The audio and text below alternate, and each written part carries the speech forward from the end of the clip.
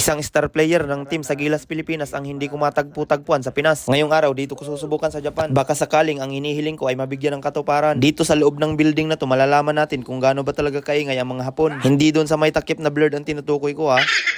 Ako si Jangkon, habang tumatagal sa abroad, di nag-iipon. Ngayong araw, tutuparin ko na ang hiling nitong isa kahit hindi naman ako si Santa. Legit nga na ang mga bagay na hindi mo nararanasan sa bansa natin ay sa ibang bansa mo kayang tuparin. Kaya mag-abroad ka na. Unang napansin ko, entrada pa lang, tahimik ka. Walang magulong pila, walang tulakan, walang singitan, walang barikada para sa pila. Pwede naman pala yung ganito. Nung nasa Pinas kasi ako, meron at wala yung napuntahan ko. Para naman makapasok, iniabot na itong papel. Akala ko cheque, ticket pala. Paldo na sana.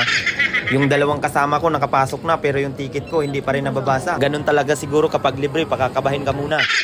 Itong kasama ko labis na ang saya. Ang sabi niya kanina kaya pala hindi siya nagkakaroon ng pagkakataon manood ng PBA dahil sa Japan pala yung ibibigay ni Lord. Aww, ganun na lang ang naging sagot ko. Halos magkamukha kami sa poster pero sobrang pogi niya pala sa personal. Lumapit sana ako para makapagpa-picture sa kanya kaso hindi pala ito katulad sa atin na pwede mong tawagin ng player para makapagpa-picture ka. Ganun talaga, hindi natin pwede ipilit ang hindi pwede. Parang relasyon na.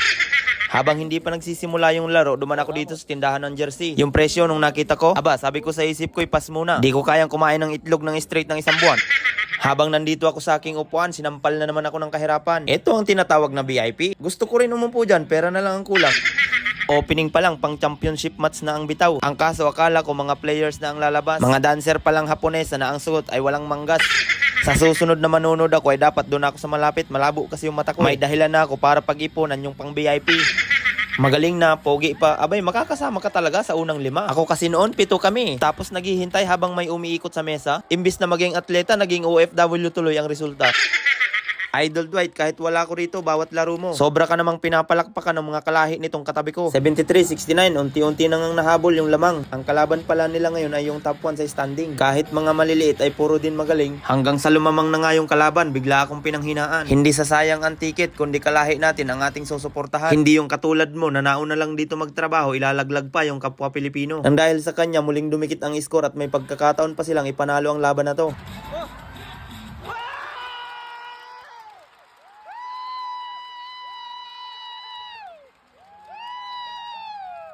Aminado ako na napalakas yung sigaw ko dyan. Pero humingi naman ako ng pasensya sa mga katabi ko. Sorry na, Pilipino lang. Tapos na ang laro at panalo sila. Ang gagawin na lang nila ngayon ay umikot sa court at makipag-appear doon sa mga nasa court side. Oo, kasama yun sa binayaran nilang ticket. At dito, sobrang napaos ang boses ko. Mula pa ito nung nakaraang upload ko. Di bali na, sulit naman. O siya, hanggang dito na muna ang aking kwento. Maraming salamat kung umabot ka dito. Para sa mga darating pang kwentong Japan ko, huwag mong kalimutang mag-follow.